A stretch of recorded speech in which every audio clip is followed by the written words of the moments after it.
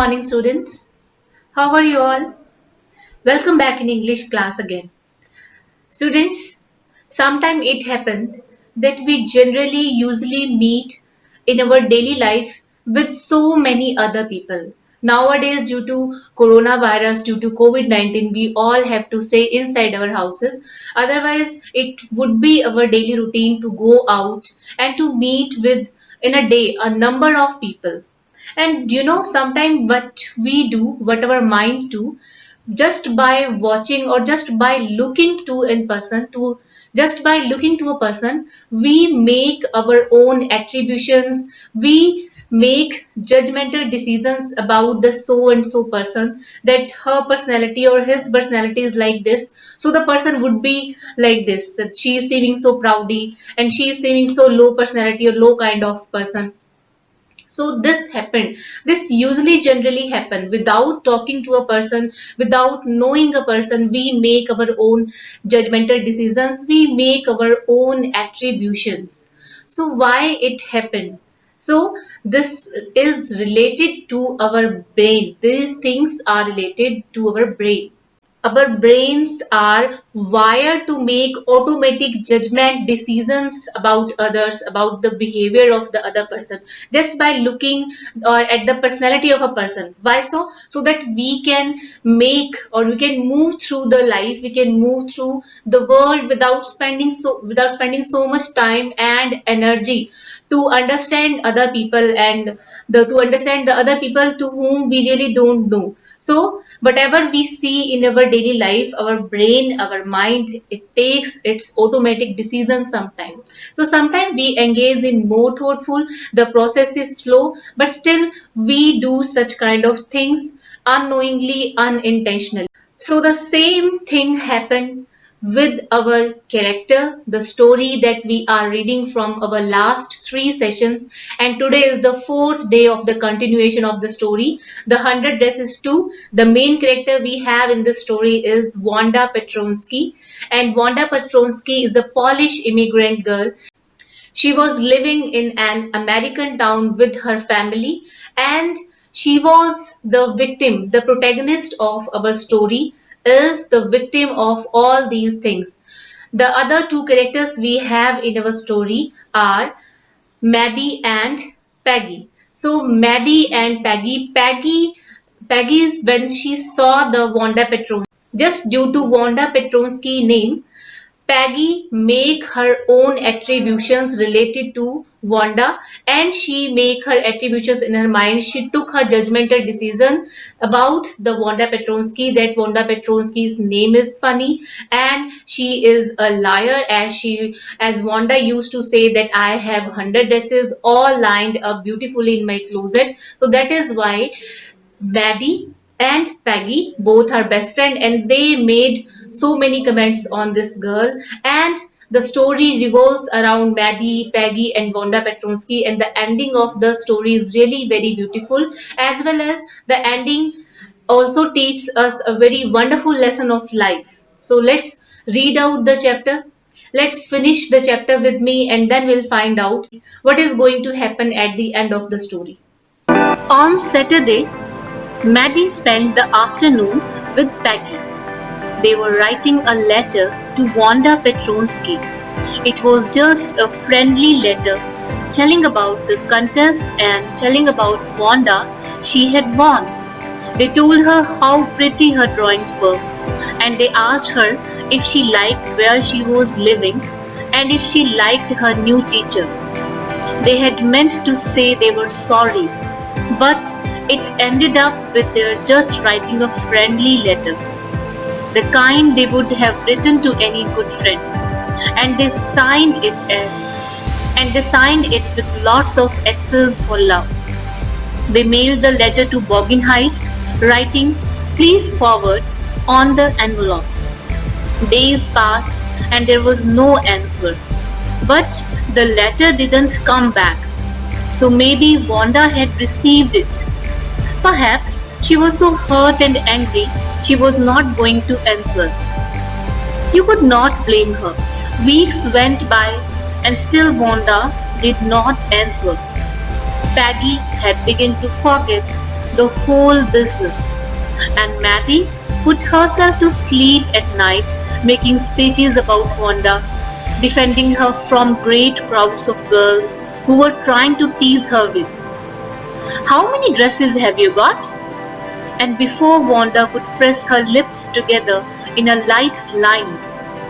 in a tight line, the way she did before answering, Maddie would cry out, "Stop!" Then everybody would feel ashamed the way she used to feel. Now it was Christmas time and there was snow on the ground.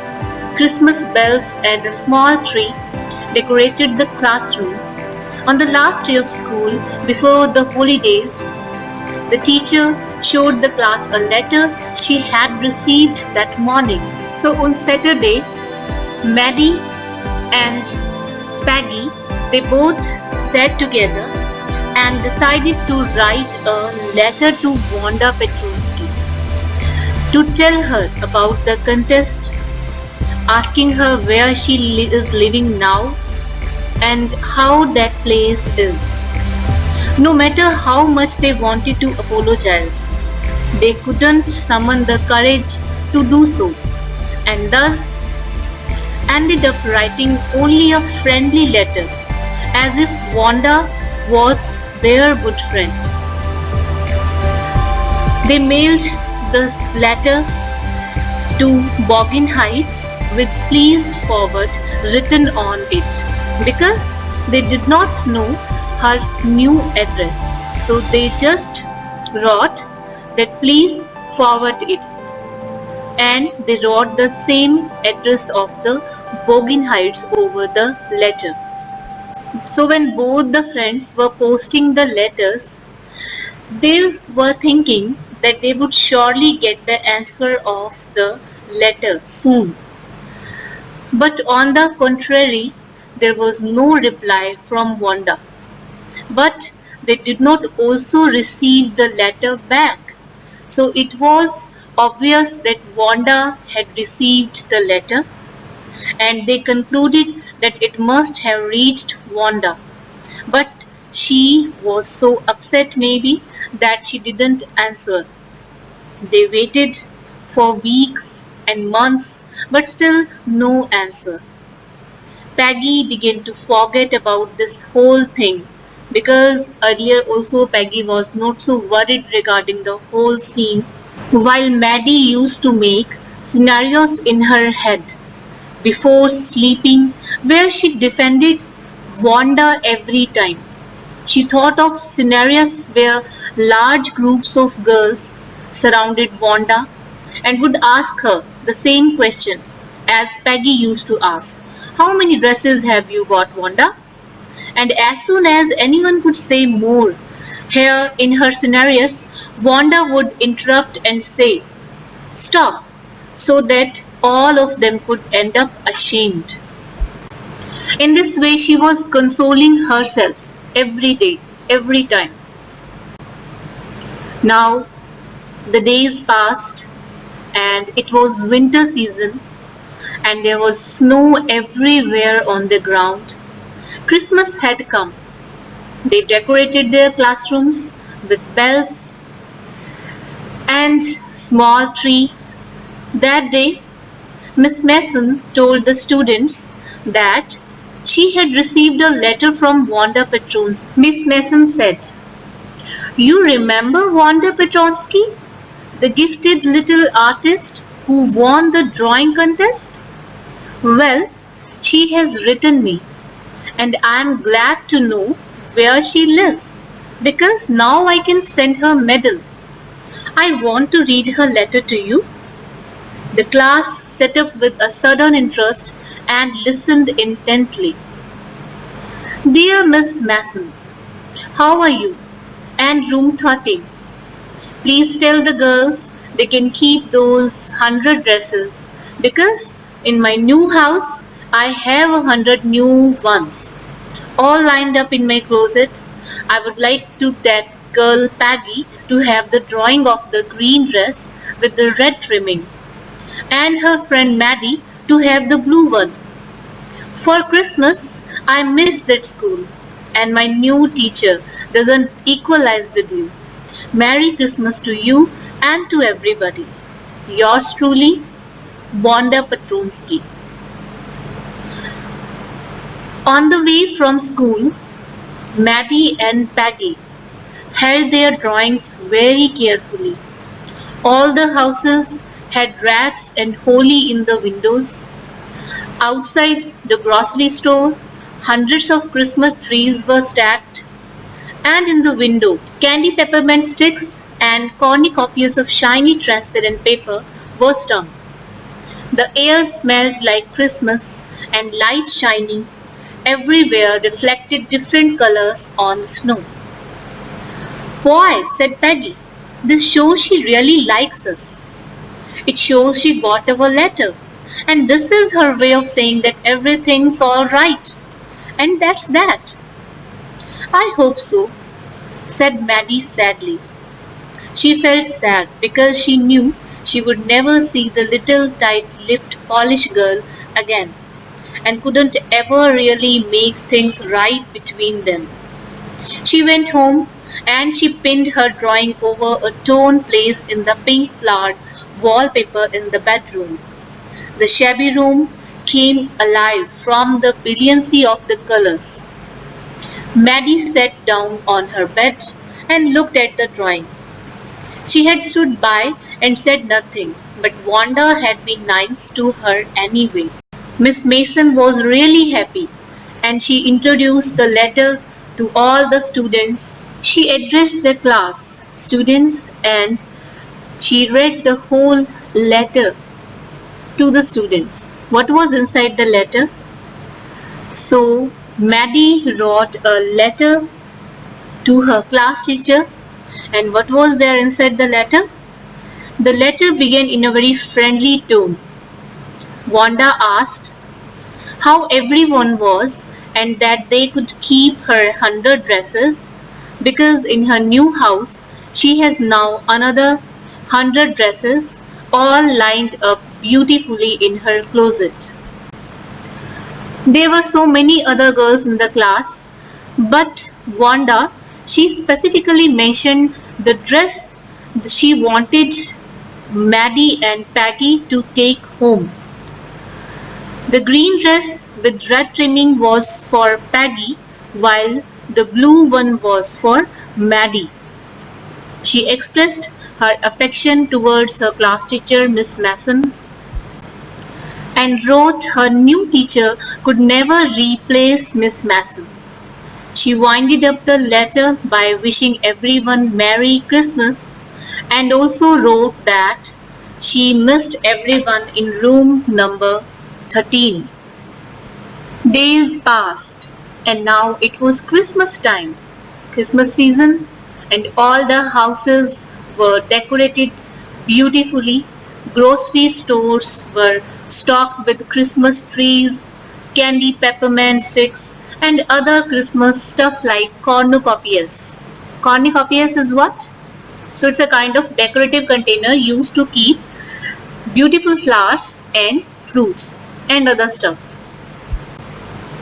The time, the atmosphere was so beautiful, so colorful and joyful. Maddie and Peggy, they took home the drawings very carefully as it was a gift from Wanda Petronsky. And when Peggy realized that this gesture implied that Wanda liked them, they also assumed that she got their letter and everything was peaceful now. And everything was peaceful between them, between Peggy, Maddie and Wanda Petronsky. Maddie, on the other hand, was quite sad because she would never be able to see that Polish girl again. She would never get a chance to make amends with Wanda Petronsky. As soon as Maddie reached home, she displayed her drawing on that part of the wall from where her pink flowered wallpaper was slightly torn. Maddie's room was shabby too, but the drawing made it lively. She stared at the drawing constantly and thought how nice Wanda had been to them. Tears blurred her eyes, and she gazed for a long time at the picture. Then hastily she rubbed her eyes and studied it intently. The colors in the dress were so vivid that she had scarcely noticed the face and head of the drawing. But it looked like her, Maddie. It really looked like her own mouth. Why it really looked like her own self? Wanda had really drawn this for her. Excitedly, she ran over to Peggy's. Peg, she said, let me see you. Let me see your picture. What's the matter? Asked Peggy, as they clattered up to her room where Wanda's drawing was lying face down on the bed. Maddie carefully raised it. Look, she drew you. That's you, she exclaimed. And the head and face of this picture did look like Peggy. What did I say? Said Peggy. She must have really liked us. Anyway, yes, she must have, agreed Maddie, and she blinked away the tears that came every time she thought of Wanda, standing alone in that sunny spot in the schoolyard, looking stolidly over at the group of laughing girls after she had walked off, after she had said, Sure, 100 of them, all lined up. So while staring at the drawing Wanda had given to Maddie, Maddie's vision got blurred from tears. Maddie's heart was sinking with remorse and guilt. She rubbed her eyes and noticed that Wanda had actually drawn Maddie's face along with the dress. The colors of the dress were so bright and vibrant that the face was hardly visible. Maddie was surprised and happy. Maddie got excited and ran towards Peggy to check if she had noticed it too. And as soon as she reached Peggy's house, she asked her for the picture. The drawing was lying upside down on the bed. Maddie raised it, and yes, it was Peggy in that drawing. Both were left in shock and awe at the same time. Maddie was so happy, and Peggy exclaims that she was right about the thought that Wanda liked them. Maddie, whose eyes get filled with tears every time she recalled that scene where Wanda would look at the girls laughing at her, also agreed with Peggy. Maddie felt a mixture kind of feeling, a little pinch, a pinch of sadness as well as a pinch of happiness. She was happy when she comes to know that Wanda really liked both of them. And she was sad because she was really missing Wanda Petronsky, the Polish immigrant who was always neglected by her during the class time. And Maddie was really missing this girl by heart. So students, here we have finished our this chapter, the 100 dresses 2. The lesson begins with all the students of room number 13 having a look at the wonderful drawings made by Wanda Petronsky. Only then a note is received by class teacher Miss Mason from Wanda's father informing that none of his two children will attend the school now onwards, and he also gave the information that they are shifting to a big city where no one would judge them for their names. Miss Mason left shocked and conveyed her disappointment to the class students. Maddie was really deeply affected by this letter when she comes to know that Wanda has left the town. She instantly developed an urge to apologize to Wanda. Peggy and Maddie, the two best friends, rushed to Bogan Heights, hoping that the family had not moved yet, but to their dismay, there was no sign of life in and around the house, and Maddie lost her sleep thinking what a coward she is who couldn't stand against the wrong all the time. That day, she decided that she will never let anyone tease someone like that again. That weekend, Peggy and Maggie they decided to write a letter to Wanda that was originally meant to be apologetic, but they ended up writing just a friendly letter, a friendly note, asking how did she like the new place there. Weeks passed by and there was no reply of Wanda's letter, and there was no reply until one day near Christmas, Miss Mason announces that she heard from Wanda in that letter. Wanda wrote that she misses everyone and conveyed her intention of gifting one dress each to Maddie and Peggy because she has a whole new lot of 100 dresses lined up in her new house. Both of them were happy to receive it, and later they come to know that it was their faces she had and drawn along with the dresses. Thus, they both concluded that Wanda really liked them. So, students, here in this story, we have three main characters: Wanda Petronsky, Peggy, and Maddie. Wanda Petronsky is a quiet, social outcast student who sits at the back of room 13 until she stops coming to school. Wanda is an Polish immigrant and lives far from the school in an impoverished area called Bogin Heights. She never laughs. She sometimes twists her mouth into a kind of crooked smile. She is shy and an introvert girl. Wanda is simple and poor. She is a timid girl also who cannot counter the taunting of Peggy and Maddie. She is a lonely child as she doesn't have any friend in class. On the other side, she is creative and artistic girl. She is an ambitious girl who wants to do something good in her life. Now let's discuss about Maddie. Maddie, the book's protagonist, is Peggy's best friend. Maddie feels guilty for standing by and letting Peggy tease Wanda. Maddie herself is poor and she secretly wears Peggy's hand-me-down dresses.